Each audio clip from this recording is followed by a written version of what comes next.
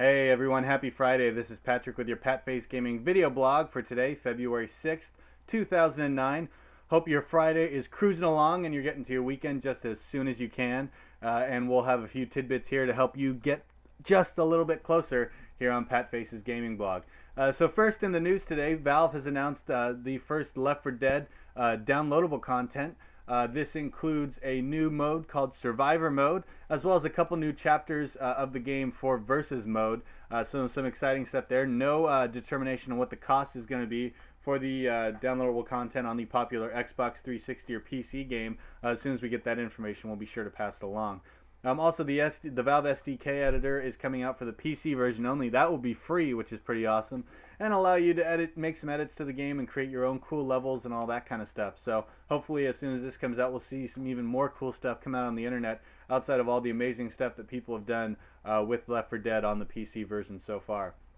A couple of tidbits I want to let you know about coming from Sega's way. First, Virtua Tennis 2009, the tennis simulation extraordinaire, except for the last one, don't tell anybody I said that though, is coming in May of 2009, which is some exciting news. We're still looking for our first real good tennis game outside of the Wii Sports game, which everybody's played. We haven't really had a great tennis game since 2006, so fingers crossed that this is going to be the one.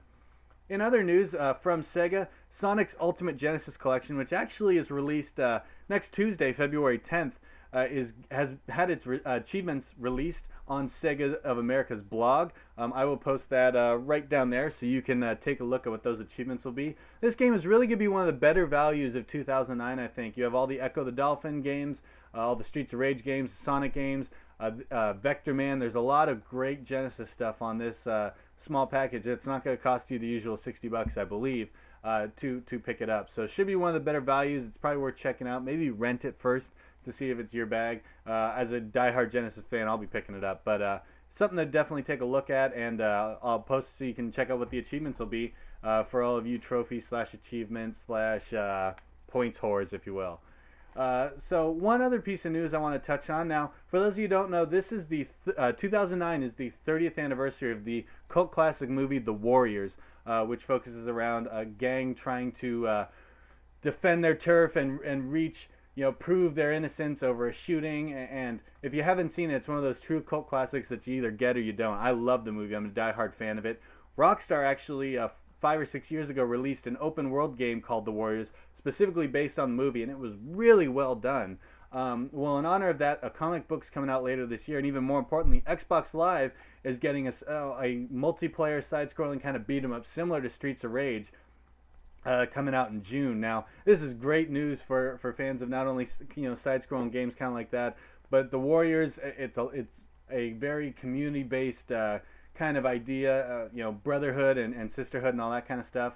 The first screens of the game look really cool, and it might only be for those of us who are cult classic fans, but as someone who is a cult classic fan, I'm really excited about this game. MTV Multiplayers was the one who dropped this, so I'm going to link to that as well down there so you can see their original screens and their announcement about the game.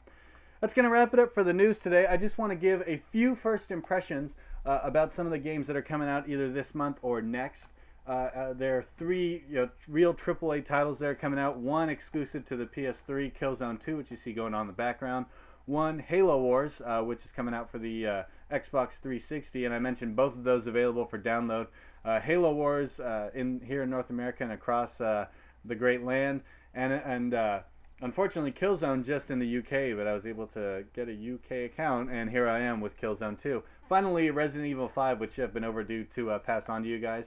So first I want to talk about Killzone 2. The game looks incredible. The details are amazing graphically. The game runs smoothly. It runs quick. And it really is kind of a very COD4 feeling kind of game.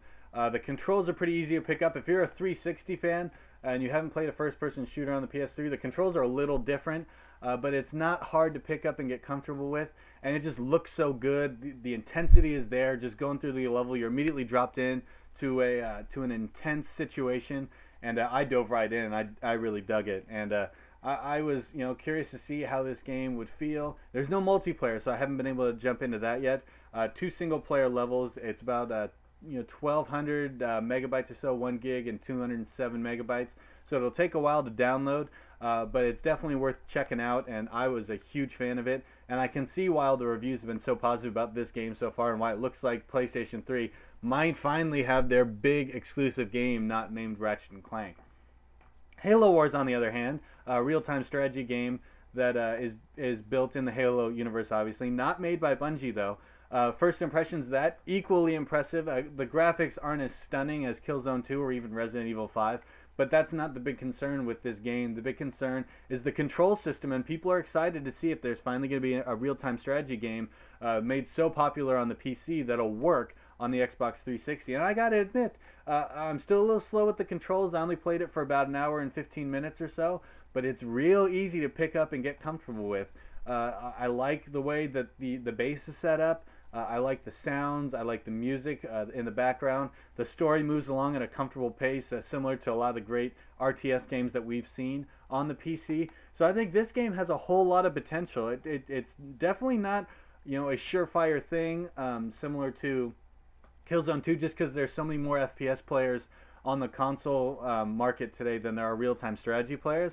But I think you fans of the PC, it's going to be worth checking this one out on 360 and seeing what you think about the controls. I'm a diehard PC RTS fan, and so far I've been really impressed with the controls of it. It didn't take long to pick up and play, and it's very easy to command your units. A lot of impressive things here. If you're a 360 owner who is even mildly curious about real-time strategy game, pick it up and give it a shot, and I'd be curious to know what you think.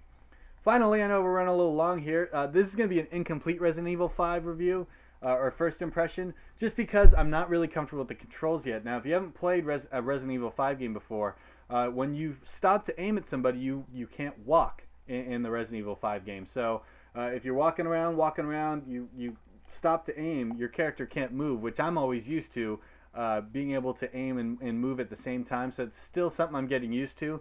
One thing I will say about this game, the art and the graphics are beautiful. The shadows have been rendered incredibly. This game looks absolutely amazing. Co-op is going to be key in this game, as it already shows in the demo. You're going to have to play with a friend or really rely on the computer to get through this game. Co-op has never been emphasized more in a first-person or third-person type of game. You think of Gears and how important it is to beat that game on Insane with a friend. This game takes that to a whole nother level. It's going to be a lot of fun to play with a friend on it, as long as you can get used to the control system. I know I'm guilty of not playing Resident Evil games before. Shoot me, I know. But that's my thought. I'm going to give a little more complete thought once I'm able to get a little more comfortable with the controls, but I think that it still looks like a great game. It looks like it's going to be a lot of fun to play, especially if you have a friend who picks it up as well. So sorry this ran long. Those are my impressions of the 3 AAAs coming out here relatively soon, within the next month or so, month and a half.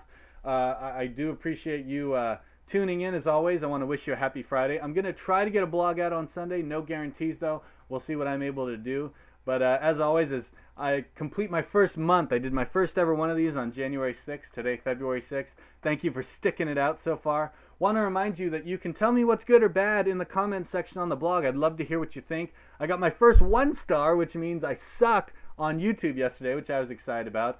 And if you're watching, whoever Mr. 1 star is, thanks for your honesty. I just want to know what I can do better to improve the blog. And if it's just on my rant, well, as my buddy says, take a walk, because that's my thoughts. So it's going to wrap it up from here. I want to thank you as always for tuning in. The blog, patfacegaming.blogspot.com, and the YouTube channel, Patface Gaming. Subscribe and check out both if you haven't done so already. And thanks for tuning in. For patfacegaming.blogspot.com, this is Patrick signing off. Have a wonderful weekend, everybody, and we'll be back to talk to you real soon. Take care.